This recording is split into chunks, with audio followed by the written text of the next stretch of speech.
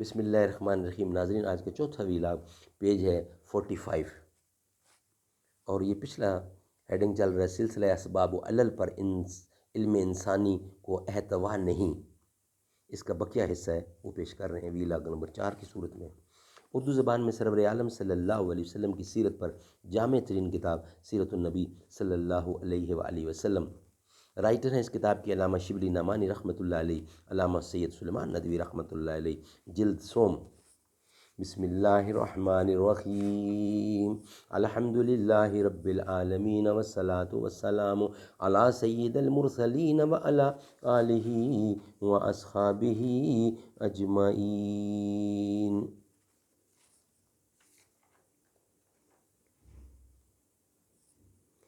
کرے جو ساری دنیا پہ اپنا جو سایہ، وہ صحرا میں ایسا شجر مانگتے ہیں۔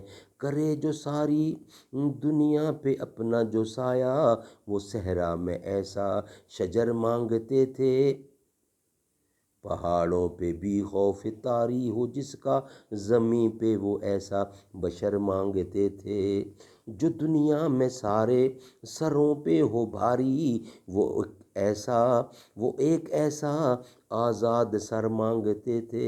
زمین مانگتے تھے، نظر مانگتے تھے، پیغمبر خدا سے عمر مانگتے تھے۔ اس لیے ناقابل قبول ہے۔ اس کے دوسرے معنی یہ ہوئے کہ یہ مسئلہ ہماری رائے یا ہماری جماعت کی رائے کے خلاف ہے، اس لیے ناقابل تسلیم ہے۔ تو یہ مذہب ہی پر کیا موقوف ہے؟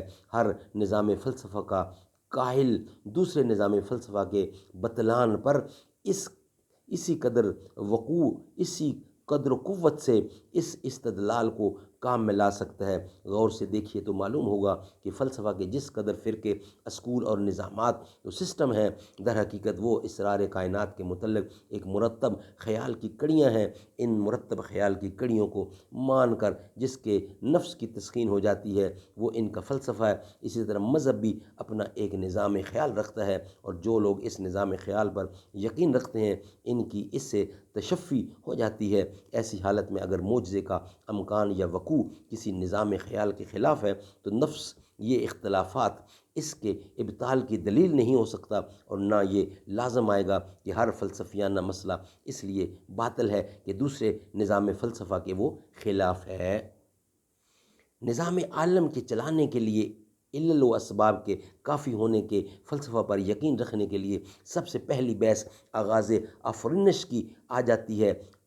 آپ یہ کہتے ہیں کہ یہ شے اس سبب سے پیدا ہوئی ہے اور اس شے کی پیدائش کا سبب یہ ہے، لیکن کیا کوئی بتا سکتا ہے کہ یہ مادہ کہاں سے آیا اور اس کے حدوث کا سبب کیا ہوا؟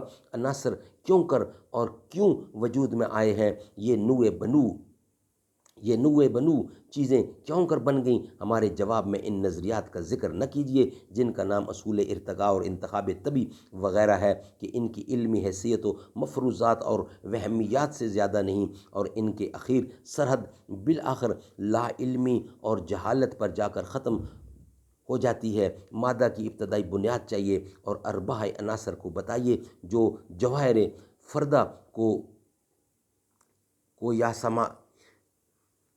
فردہ کو یا سالمات کو یا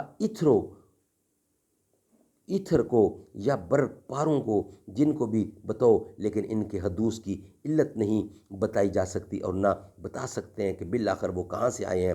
اب تو حیوانات نطفہ سے، پرندے انڈے سے اور درخت گٹھلی سے پیدا ہوتے ہیں، اور بغیر ان کا نام پیدا ہونا ناممکن سمجھا جاتا ہے۔ لیکن یہ کوئی بتا سکتا ہے کہ دنیا کا پہلا حیوان، پہلا پرندہ اور پہلا درخت کس نطفہ، کسی انڈے اور کسی گٹھلی سے پیدا ہوا یا نہیں؟ اگر ہاں کہتے ہیں تو آپ نے اپنے دعوے کے خلاف ایک شہادت قبول کر لی، اور اگر انکار کرتے ہیں تو یہ تسلیم کرنا پڑے گا کہ پہلا فلسفہ، پہلا نطفہ، پہلا انڈا اور پہلی گٹھلی انسان، پرندہ اور درخت کے بغیر پیدا ہوئی۔ غرض اس گتھی کو آپ اپنے ناخن ہمت سے کسی طرح سلجھا نہیں سکتے، اور ناچار آپ کو سلسلہ علل و اسباب کے مذہب سے برگشتہ ہونا پڑے گا۔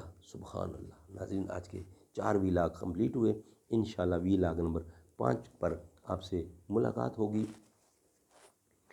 یہ کہتی تھی گھر گھر میں جا کر حلیمہ، میرے گھر میں خیر الورا آ گئے ہیں، بڑے اوج پر ہے میرا اب مقدر، میرے گھر میں حبیب خدا آ گئے ہیں، بڑے اوج پہ ہے میرا اب مقدر، میرے گھر حبیب خدا آ گئے ہیں، اٹھی چار سو رحمتوں کی گھٹائیں، معطر ہیں ساری فضائیں، خوشی میں یہ جبریل نغمے سنائے، وہ شاف روز جزا آ گئے ہیں، ہے سن کر سخی آپ کا آستانہ، ہے دامن پسارے ہوئے سب زمانہ، خدا کے کرم سے نکیرین آ کر کہیں گے زیارت کا مسئلہ سنا کر، اٹھو بحر تعظیم نور الحسن، اب لحد میں رسول